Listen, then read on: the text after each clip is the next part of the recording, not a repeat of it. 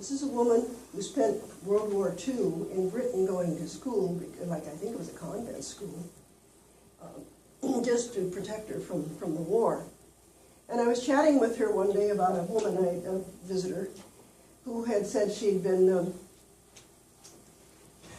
gone to Paris. And she was talking about how rude she'd found the French to be. And she thought it was absolutely hysterical that Disney got their Euro Disney just outside of Paris because they were having a heck of a time trying to teach their personnel to be polite to visitors. And so I was telling my friend Jackie this, and she said, no. She says, my grandparents, they lived in Normandy. And she said, every year, many people come from all over France to visit Normandy. She said, the only people who were rude were the Parisians. Parisians are very rude people. And certainly Jackie was not rude. She was just a treasure.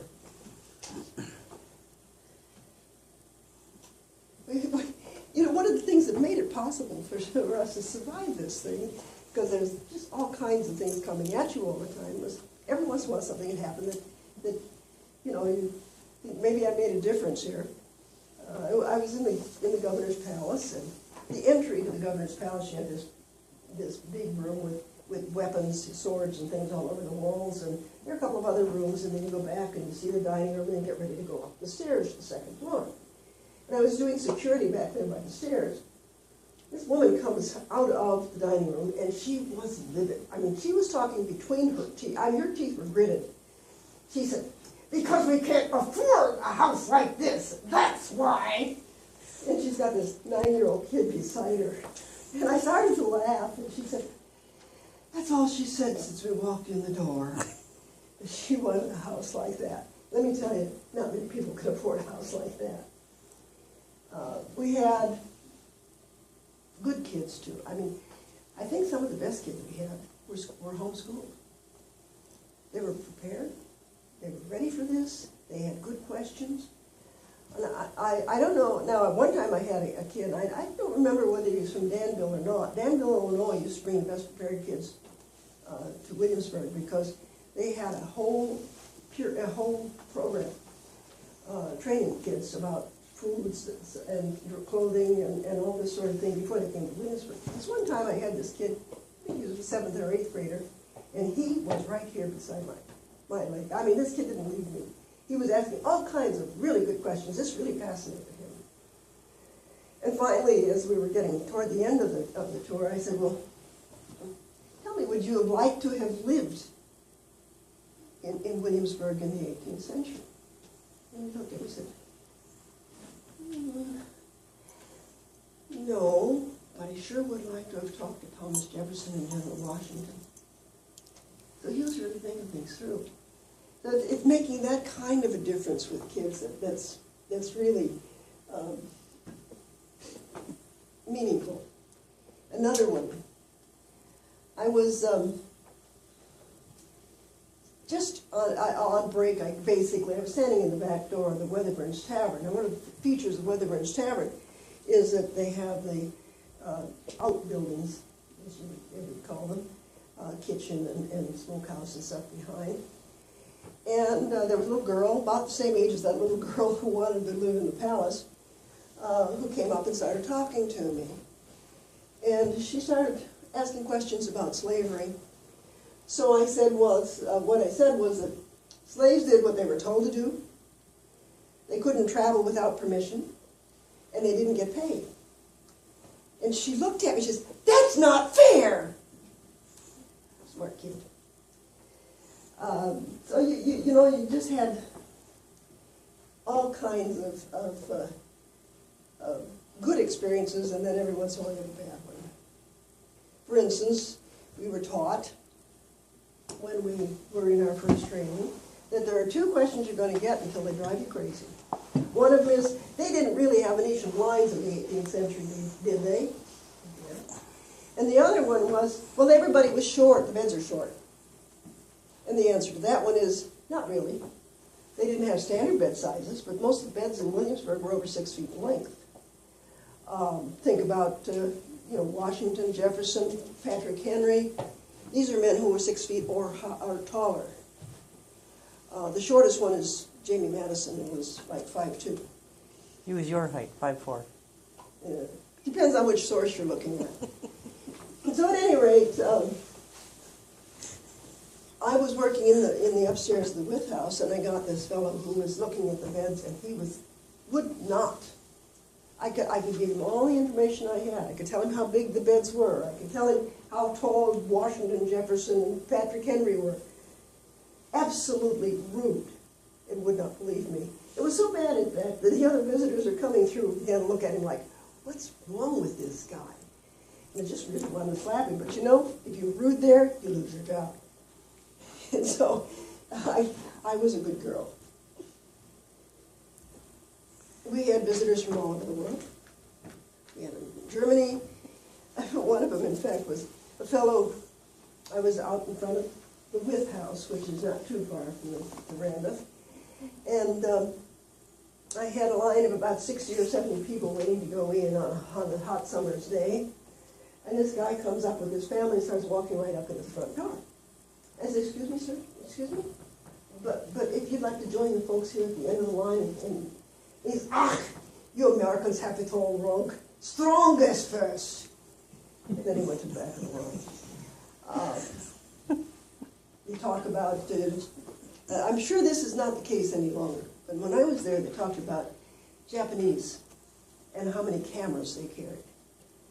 And on occasion, I swear, I don't know how some of these people got through the doors. They had so many cameras and camera bags hanging around their neck. So, but they're always courteous. They were always interested. Also had a Canadian visitor. We had a lot of Canadian visitors. And every time I talked to a Canadian visitor, they were very well informed on U.S. history. So one time I was chatting with this fellow in the hallway while I was doing security, and I said, I'm really sorry. I am so ashamed of myself. But every time I talk to a Canadian, they have so much more knowledge about U.S. history than I don't know anything really about Canadian history. He says, well, you have to keep in mind, we Canadians must remain aware that the United States, in order to remain aware of the United States in order to forestall another attempt to take us over. That was a long time ago, but you gotta worry about those things. Annex. And one other, and then I can kind of open up and kind of answer questions. I can talk for a long time, as I had to in Williamsburg. But one other was, we had a property at the east end of town. It was the Powell property. And one of the focuses there was to connect the people in the outbuildings with the people in the house, the slaves. And this group of about 6 people was taken through. And this one couple, the guy was really kind of rude. He was aggressive about slavery. And for instance, he accosted, well, not, I shouldn't say accosted, but he confronted the woman who was portraying the slave on the property with, well, how did you feel if your husband was, on a different property? And he went on, and she said, well, sir, how would you feel? That's all she said. Shut him up for a little while. Then we got to the end. Now, I need to point out, this gentleman was probably of Southeast Asian origin. His wife was probably of European extraction. One of the other couples on that tour was black. And he just was so, well, finally, at the end, he gets to the point where he's saying, the Africans, when they came over here, and by the way, at that point, we were still calling African Americans black, and they came over here, and they gave up everything, all their culture, and just became, whatever. And I said, well, not quite. Yes, they moved, they became Christians, most of them, but they contributed enormously to this country, and certainly culturally. Think about jazz, you think about art, You can think about swing, you can think about all kinds of contributions that the African-American population has made to this country. And it's not, you know, they brought us something. And actually, he kind of backed off on that. I wrapped up, and those two couples went in opposite directions. The black couple had looked at me when I said that, and I thought, okay, I said the right thing. Because they have. This is an important contribution that these folks have made to this country. There are all kinds of stories. There are ghost stories. There are all kinds of stories that, you know, in fact, Colonial Williamsburg, I think, still gives ghost tours. And of course, we've had celebrities visiting. One time when one of the things we used to do was one person in the building would be assigned to run the building. You didn't give the tours, but you made sure the tours went on time and got everybody going right. And I was being the coordinator at the Capitol building. And I got a phone call from the palace saying, well, Alan Alda and his wife and another couple are coming, and Alda is absolutely going to be tied because he does not want to be noticed. And one of the women at the Capitol, excuse me, at the palace, had gushed, run up to him and gushed, and he was furious. So they make their way down to the Capitol, and the wife and the other couple came in and waited away from the population, and he sat out there and basked in the adoration of the other visitors who were there. And I thought, you know, he was being very thoughtless too. But we also had people, you know, who were involved in government, politicians. Most of the memories of people who were there for various politicians are not too fond.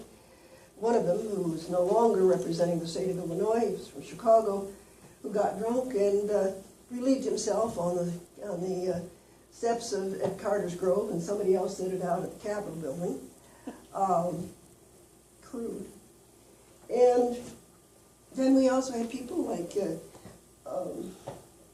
Senator Charles Percy, as well before your time, but the Prime Minister of Ireland, a woman, Daniel Borston, who was at that time, I think he had just retired as the Librarian of Congress, and Senator Day O'Connor. So we had a lot of, and sometimes they had special international meetings and things, but it was really tough to do security in Colonial Williamsburg. If you have a chance to look at a map, you'll find that there are 88 historical buildings, and you've got a street which runs down the middle, and then you've got cross streets. So what you have to do if you have international big wigs, or a lot of them, is make sure that there's no possibility of anybody running in these cross streets and getting out. So you have to put like garbage trucks or something to keep trucks or bombers or whatever. It can be pretty complicated. They've been practicing anti-terror at that location for about 50 years now. So anyway, we had those people. Then after I retired, I did some volunteering.